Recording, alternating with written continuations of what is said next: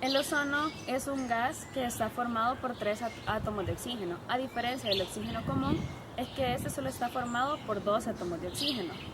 El ozono es un gas compuesto en la atmósfera y este es el gas que conforma la capa de ozono.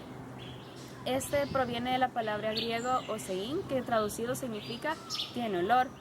Este se genera de una forma natural de un proceso llamado fotólisis. Este proceso consiste en cuando los rayos ultravioleta inciden en la capa y por ende inciden en la molécula de oxígeno que está presente en ella, disocian esta molécula y se separan los 2 átomos de oxígeno.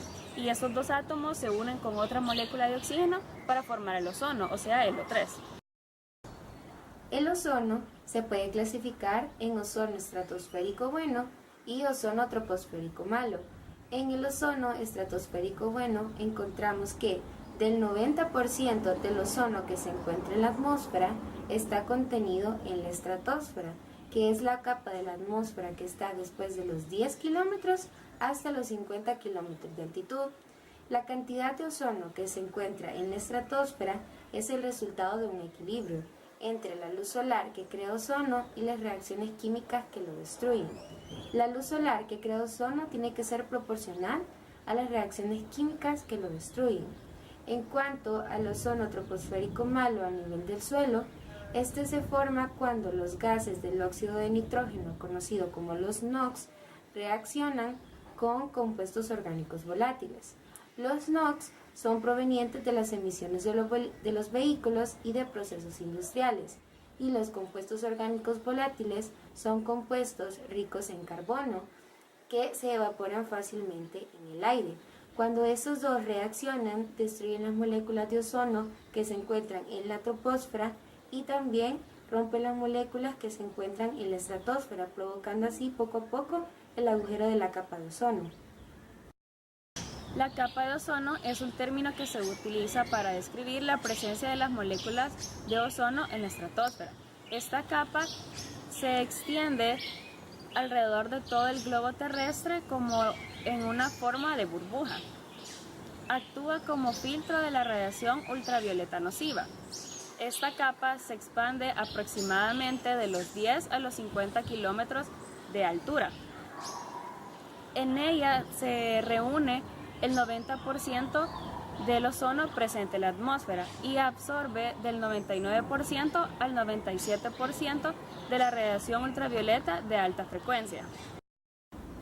Una de las maneras para medir la capa de ozono es con la unidad Dobson. Esta unidad se utiliza para medir la cantidad de ozono presente en la atmósfera terrestre, específicamente en la estratosfera. Concretamente, la unidad Dobson se utiliza para medir el espesor de la capa. Una unidad Dobson equivale a 0,01 milímetros de espesor, con su temperatura y presión respectiva, o sea, 1 atmósfera y 0 grados Celsius. Una unidad Dobson pasado a moléculas, que es otra manera de medirlos, representa el 2.69 por 10 a la 16 moléculas por centímetro cuadrado. En el año 1975, el científico mexicano Mario Molina descubrió el agujero de la capa de ozono, que es cuando los niveles de ozono que están en la Tierra presentan una disminución bastante significativa. También el científico Mario Molina descubrió que la capa de ozono sirve como una capa protectora de la Tierra de los rayos ultravioleta. La capa de ozono hace que los rayos ultravioleta no incidan directamente en la superficie de la Tierra. El agujero de la capa de ozono es un fenómeno que se presenta particularmente en la Antártica. Las muy bajas temperaturas de la estratosfera antártica cuando llegue el invierno hace que se creen unas nubes, las cuales llevan por nombre nubes estratosféricas polares, conocidas como las NEPs. Estas nubes estratosféricas polares contienen unos cristales. Cuando estos cristales son liberados, se liberan de igual forma moléculas de cloruro, provenientes de los clorofluorocarbonos. Estas nubes estratosféricas polares hacen que se incrementen de manera masiva las reacciones químicas que se encargan de romper la molécula del ozono, poco a poco creando así el agujero de la capa de ozono en la Antártica polar. ¿Cuáles son las causas naturales por las que se forma el agujero de la capa de ozono? Bueno, una causa natural por la cual se forma el agujero de ozono es debido a que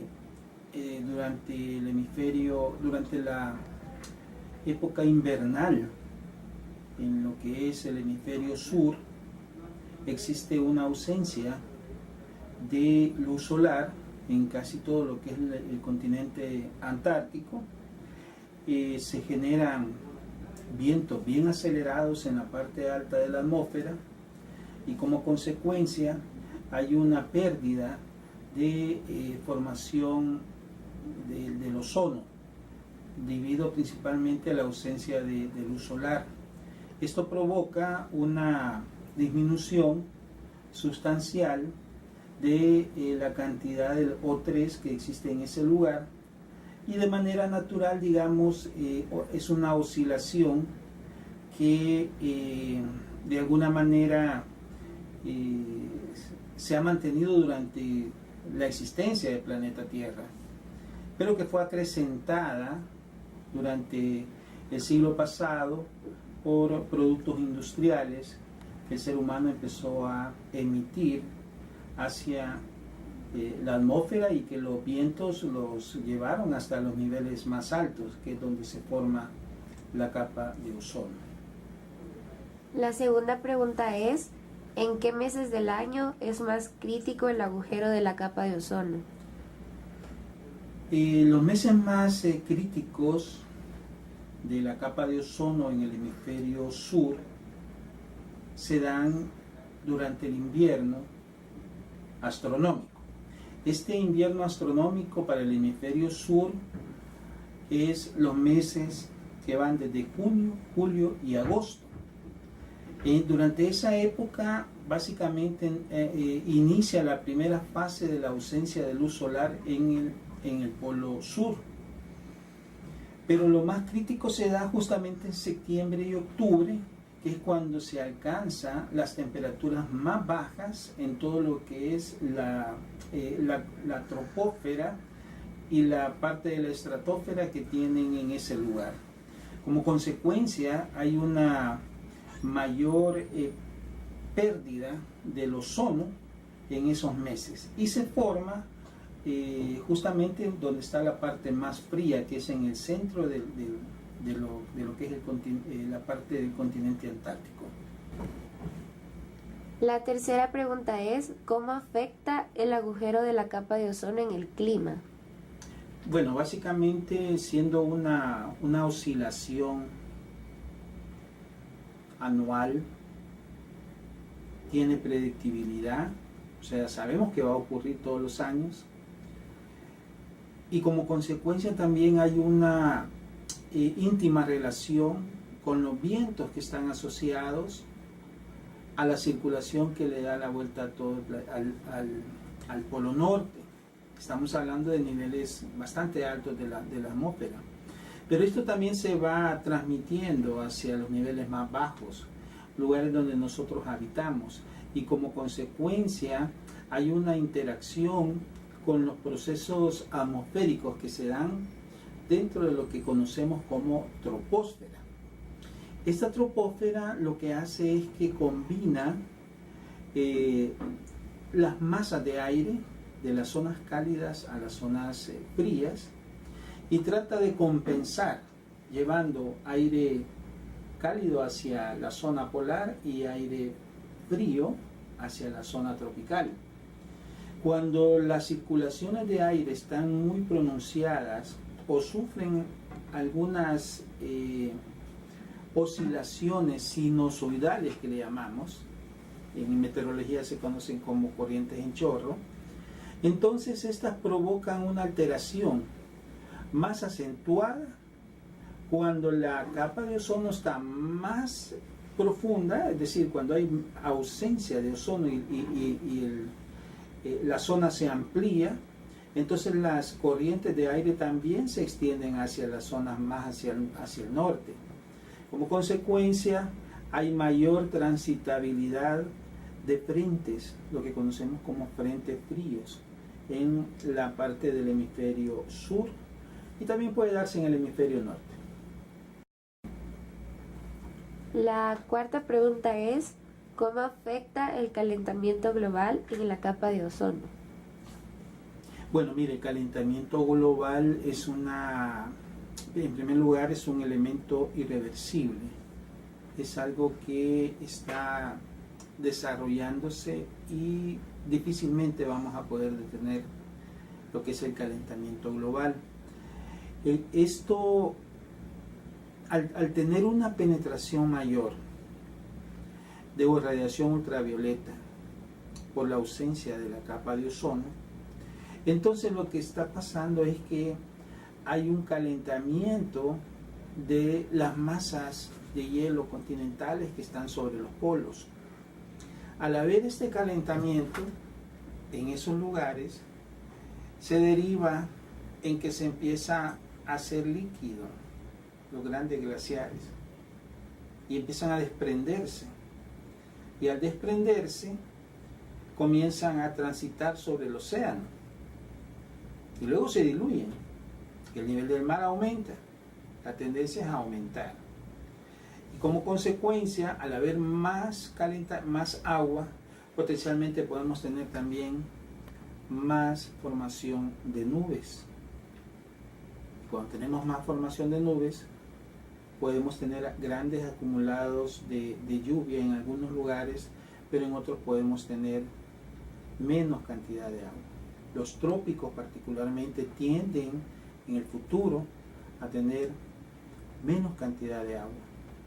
Y se da justamente porque el calentamiento global está produciendo más ausencia de ozono, mayor entrada de radiación ultravioleta y como consecuencia el impacto que se da sobre los casquetes polares es hasta este momento bien alto.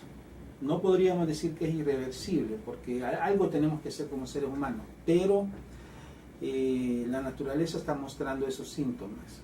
Se está deshielando, llamémoslo así, lo que son los casquetes polares.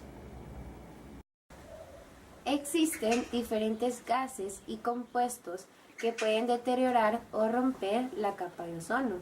Estas se llaman sustancias que agotan la capa de ozono, conocidas como las SAO. Las SAO tienen el poder de reaccionar con diferentes compuestos para deteriorar o romper completamente el ozono. Una vez que la SAO ha roto o ha deteriorado completamente la capa de ozono, está preparada para destruir otras moléculas de ozono, ya que la vida destructiva de una SAO puede ir desde los 100 hasta los 300 años, dependiendo del origen que provenga. Las SAO son básicamente hidrocarburos clorinados, fluorinados o frominados, e incluyen los CFC, los HCFC, los halones y los HBCF. Los CFC son los clorofluorocarbonos que están derivados de los hidrocarburos saturados. Esto se obtiene mediante la sustitución del átomo de hidrógeno por un átomo de flúor o principalmente de cloro. Los CFC son una familia de gases que se emplean en las industrias de refrigeración, de propelentes de los aerosoles y están presentes en los aislantes térmicos. Estos gases están presentes en la atmósfera por un largo tiempo, aproximadamente de los 50 a 200 o más años en ella. A lo largo del tiempo logran llegar a la estratosfera, en donde por disusión de los rayos ultravioleta, la molécula se rompe y queda libre el átomo de cloro. Y cuando este átomo de cloro queda libre, comienza la destrucción de la capa de ozono. Otro de los gases que agotan la capa de ozono son los HCFC, son los hidroclorofluorocarbonos. Estos están presentes en los refrigerantes y provocan daños severos en la capa de ozono y ayudan al efecto invernadero. Existen muchas restricciones internacionales con respecto a los HCFC por el gran impacto medioambiental que estos causan. En muchos países de la Unión Europea, en las nuevas instalaciones se prohíbe el uso de estos refrigerantes. Sin embargo, existen muchas instalaciones en la actualidad que aún los siguen utilizando. Estos refrigerantes pueden ser el R12, R22 y R502. Estos refrigerantes contienen CFC y HCFC y son los más utilizados actualmente. Entre otras sustancias que agotan la capa de ozono, tenemos el bromoclorometano. Este se encuentra en los extintores para apagar incendios. También tenemos el metilcloroformo. Este se encuentra en los disolventes, más que todo en los disolventes de pintura. También está el tetracloruro de carbono. Este es usado como un solvente de limpieza para metales, piezas electrónicas y piezas corrosivas. También es utilizado como solvente en prácticas de laboratorio. Y por último tenemos el bromuro de metilo, que es utilizado como un insecticida para fumigar cultivos agrícolas. La primera pregunta es, químicamente, ¿cómo se forma el ozono en la atmósfera? Vale, para empezar, en el caso del ozono, el ozono se forma en la parte que se llama estratosfera, ¿verdad? Que es parte de la atmósfera. Si ustedes saben, las capas de la atmósfera, ¿verdad? Son varias. Está la estratosfera, topósfera, mesósfera, exósfera, ¿verdad? Termósfera. Entonces, en la estratosfera, ustedes van a tener lo siguiente. Las moléculas de oxígeno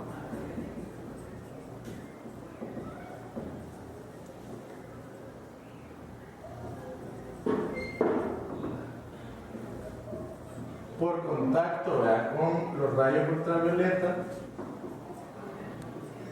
esto se da más o menos a una longitud de onda de menor a 242 nanómetros, que es generalmente la zona de ultravioleta. Ustedes van a entender que se forman dos radicales, oxígeno, ¿verdad? Generalmente se les ponen ahí los puntitos para indicar que son radicales. Un oxígeno, cuando entre en contacto con ese radical, ¿verdad? Vamos a formar nosotros una molécula de ozono. Y aquí generalmente se utiliza un catalizador, ¿verdad? O otro medio que lo que hace es absorber energía para la formación. Entonces este M generalmente, ¿verdad? Puede ser nitrógeno o puede ser oxígeno, ¿verdad? Y aquí se da la absorción de energía. Que esa absorción de energía se da, ¿verdad? Porque esto es estable. Entonces, para que esto pueda ingresar y unirse a la molécula de oxígeno, aquí hay que liberarse un poco de energía para que se me forme el ozono. Entonces, ese es el caso de la formación. Sí. La segunda pregunta es, químicamente, ¿cómo se destruye el ozono en la atmósfera? Bueno, para la destrucción del ozono hay dos mecanismos. Está lo que se llama la descomposición fotoquímica, que en ese caso es como el proceso contrario de la formación. Ahí es directamente por acción de los rayos ultravioleta, ¿verdad? En el caso del ozono, otra vez en contacto con rayos ultravioleta, aquí la longitud de onda puede variar, ¿verdad? Aquí cambia, estamos hablando entre 200 y 300 más o menos nanómetros, ¿verdad? Esto incide en las moléculas de ozono y las separa en oxígeno y el radical, ¿ya?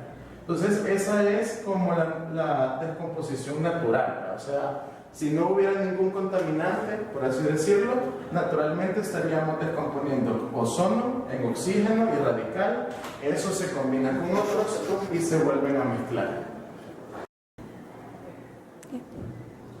Y la otra forma es, en el caso de la descomposición, es una descomposición catalizada por contaminantes, ¿verdad? Como lo son principalmente cloro y nitrógeno, ¿verdad? Gases de nitrógeno o nitrógeno en exceso. En ese caso, la descomposición catalizada, que esa no es la que es del todo natural,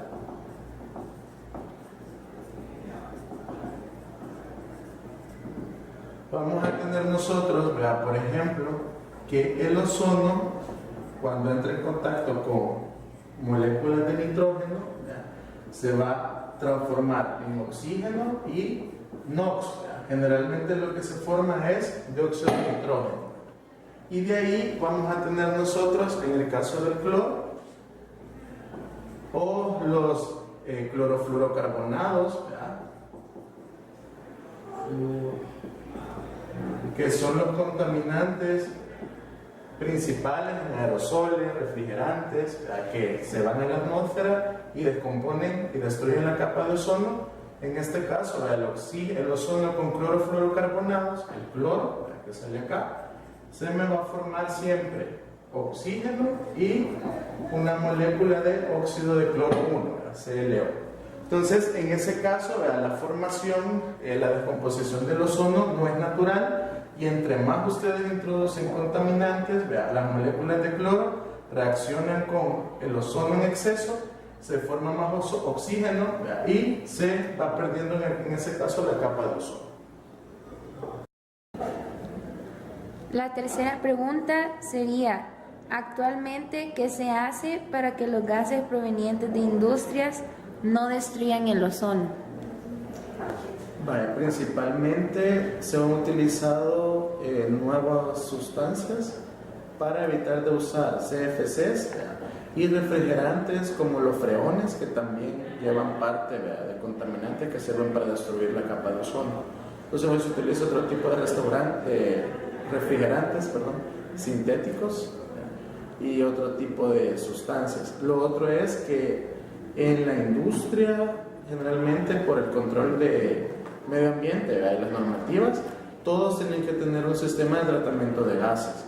Eso puede ser, por ejemplo, un scrubber, que sería como un lavado, el gas pasa y se pone en contacto con un flujo de agua o una solución de lavado para remover, por ejemplo, monóxido de carbono, remover cloro en exceso, compuestos clorados, compuestos de nitrógeno, que al llegar a la atmósfera se descompongan y reaccionen con la capa de ozono. ¿Qué otra tecnología?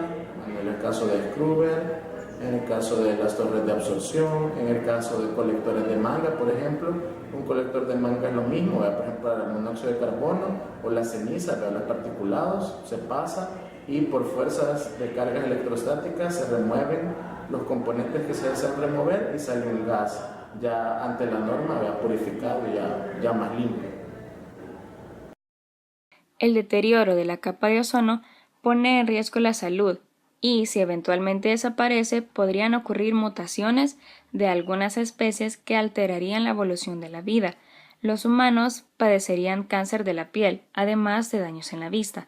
Esta capa ocupa la parte alta de la atmósfera, llamada estratosfera. Si desapareciera, la vida basada en el ADN se dañaría gravemente, ya que la radiación ultravioleta llegaría directamente a la Tierra sin ningún filtro. Se estima que los índices de cáncer de piel aumentaron debido a la disminución del ozono estratosférico o capa de ozono. Las defensas de una persona para combatir las infecciones dependen de la fortaleza de su sistema inmunológico. Se sabe que la exposición a la luz ultravioleta reduce la efectividad del sistema inmunológico, no solo relacionándose con las infecciones de la piel, sino también en otras partes del organismo. El agujero de la capa de ozono en el medio ambiente presenta diferentes consecuencias, como por ejemplo en los ecosistemas acuáticos. Se ha podido observar la pérdida del fitoplancton debido al incremento de los rayos ultravioleta. El Programa de las Naciones Unidas para el Medio Ambiente indica que un 16% de disminución de ozono podría resultar en un 5% de pérdida del fitoplancton, lo cual podría resultar en un 5% de pérdida del fitoplancton, lo cual reduce la cadena alimenticia de diferentes especies acuáticas.